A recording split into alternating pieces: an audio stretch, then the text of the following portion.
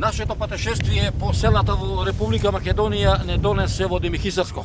Ова овде е пругата каде што порано се движеше возот од Бучин према Демихисар, а овдека позади мене е селото Света.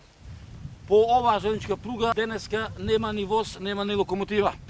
Еве, ќе одиме во селото Света да видиме што, како луѓето живеат, колку куќи има и се разбира да се распрашаме за другите села и селани кои што живеат во овој крај. Возот е укинат. Одеше додека работеше рудникот со Потница, тука се возев и копатував, кодев на работа, ама сега го нема. Сега сето во трање. Сето е зарастено. Тоа е штета голема. Така. И луѓе што работат тука ги испуштија, и тие од тука имаше вработени.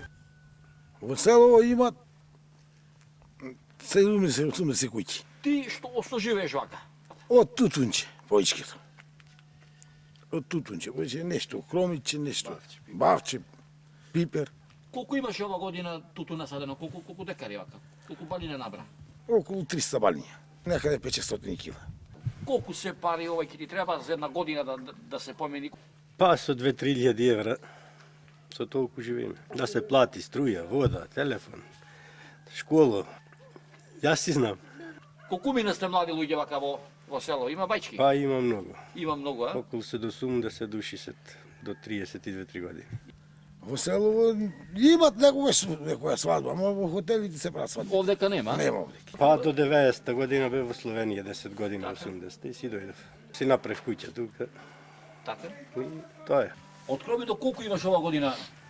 Колку тона што се вика? Кроми до 10 тона сега. Го даде или уште стои? Го дадов. По која цена? По 12 По дена. 12 дена. Многу или малку?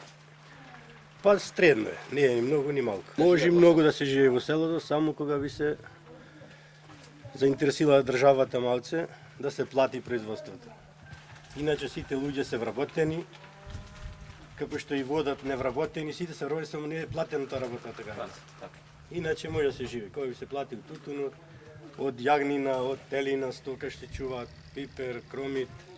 Не планираш да забеш од село, значи ќе мора да... Не планирам.